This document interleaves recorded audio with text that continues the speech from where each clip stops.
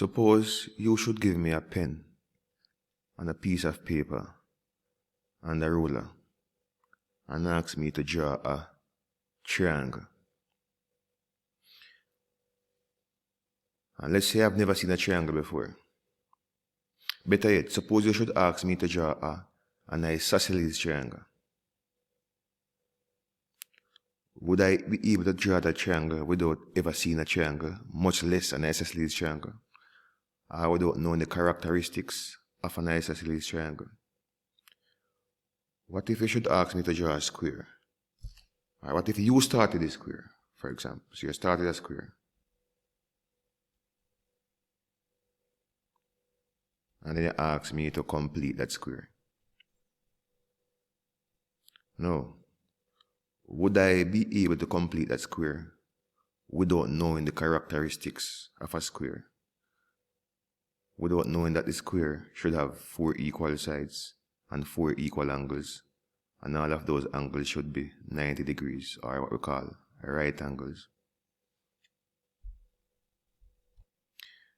So if you give me something like what I have on the screen, and you should ask me to complete the square, first I would need to know the characteristics of a square before I could even attempt to complete that square. Now, if you should Google the word square, I think you will find about somewhere between 8 to 10 definitions. The last time I Googled that word, I think I found about 9 different definitions for the word square. In mathematics, when we talk about a square, it's usually one of 2 things. It's either we're talking about the geometric shape, which is 4 equal sides, 4 right angles, or we're talking about raising a value to the power of 2. And in this context, the topic, we are talking, when we mention the word square, we are talking about raising a value to the power of 2. We get even more specific. We're talking about raising a binomial to the power of 2. What's a binomial expression? A binomial expression is really 2 terms. So binomial expression is something like this. 2 terms. X plus A. Alright. Raised to the power of 2. So first, we want to look at the characteristics of a square in this context. And then we can look at some problems where we're actually asked to complete a particular square. Now, here we have a square, a binomial, raised to the power of 2. Let us expand this and see what we end up with. And then we can observe or discuss what are some characteristics, some common characteristics of all the squares we found. Alright? So to square a value means to multiply that value by itself. So x plus a raised to the power of 2 is x plus a times itself, x plus a. Let's expand. How do we expand the bracket now? We take the first term, the x, and multiply it to the first term over here. So x times x, that's x squared. And then we take the same first term and multiply it to the term over here. And we get x times a, that's ax, or xa.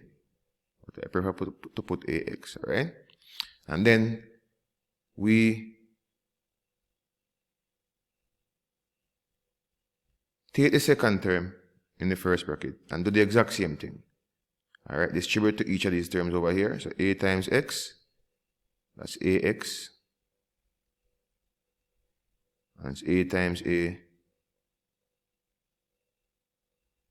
that's a squared. So what we have here is x squared and ax plus ax, that's 2 of this term, so 2ax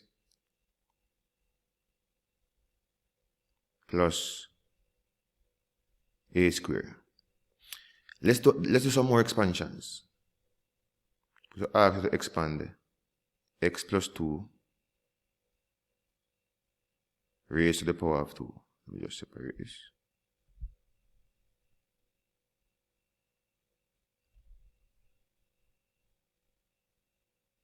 That's x plus 2 times itself, right? So this is x plus 2 times itself.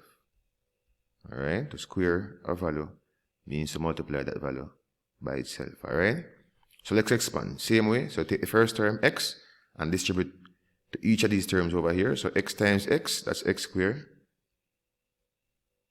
And x times 2, that's 2x.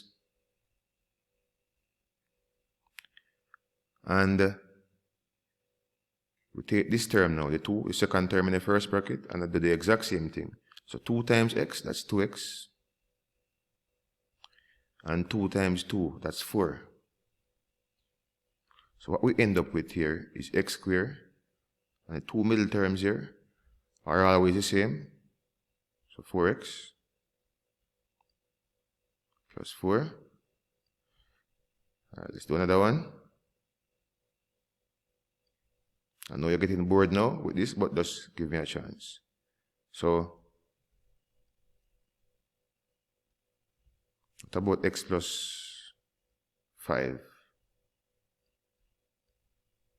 So all square is x plus 5 times itself, right?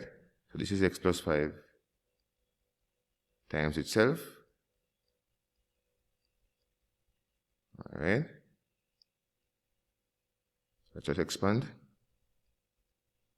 So it's x times x, that's x squared. X times 5, that's 5x. Take the 5 now, do the exact same thing. 5 times x, that's 5x. And 5 times 5, that's 25. So what we have is x squared plus 10x plus 25. Alright, I want to do one last one.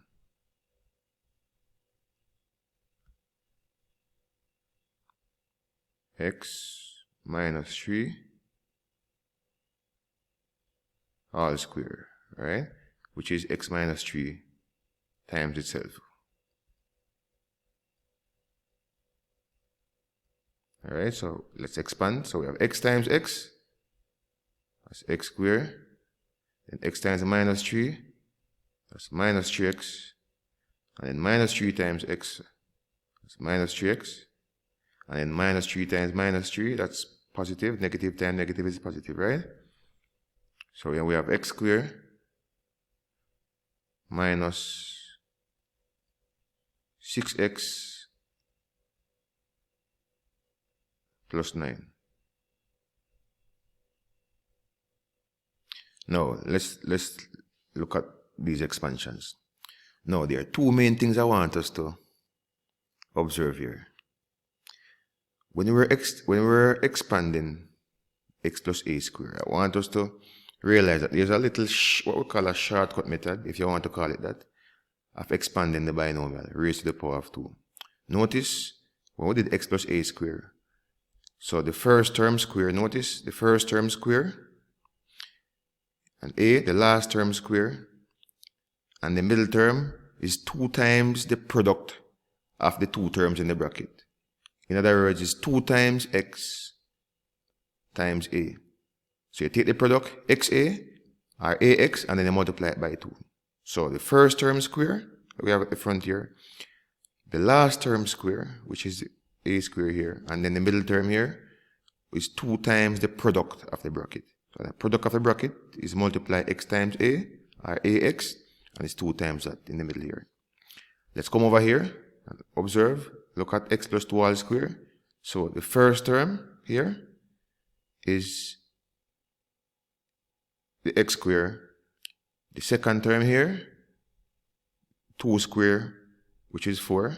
So let's come down here. And then the middle term, the product is 2x. So 2 times that will be 4x. The x plus 5 square, notice the first term is the x square. The last term is a 5 square. And the middle term, you take the product, which is 5x, and multiply it by 2. And we'll get 10x in the middle. Look at this one. The first term is the x square. The last term is a negative 3 all square, and negative 3 times negative 3 is positive 9, right? And then the middle term, the product, is negative 3x. I multiply that by 2, is negative 6x. In other words,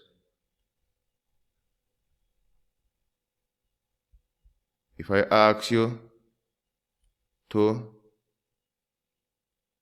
expand this bracket, say x plus 6 all square. So the first term is the first term square. The last term is a 6 square, which is 36. And the middle term, you take the product, which is 6x, and multiply it by 2, we get 12x. Alright? So look at a short way of doing it. Alright? The other thing I want you to observe now, and this is the chief thing now, so pay keen attention now. This is where the crux of the matter lies now. So I want to get the characteristics, a basic characteristics of these squares. Now, let's observe now. Look at the first, let's look at this one first. I want us to observe what's special about a square. The expansion here of the square, the binomial square. If you should divide the middle term, the 10 here, by 2, and square it, you get the last term. So this 25, we get it by half in the middle term, or dividing it by 2, you get 5, then square it. Same way here, this 12x, if you half it, you get 6, you square the result, you get 36. Alright, so these are distinct relationship between the middle term and the last term. The middle term, to get the last term here, you half the middle term and square the result. Let me repeat that. To get the last term, the final term in the expansion, you divide the middle term by 2 and square the result. So divide 12 by 2, you get 6, square 6, you get 36. Here, divide the middle term by 2, you get 2, square the result, you get 4. Divide the middle term by 2, you get 5, square the result, you get 25. Divide this value of middle term here by 2, you get negative 3, square the result, you get 9. So if you divide the middle term by 2 and square the result, you get the final term. And that's the main thing I want us to observe here. And that is true for all the squares, all the binomial squares. Good? Let us see if we can apply this to a few problems.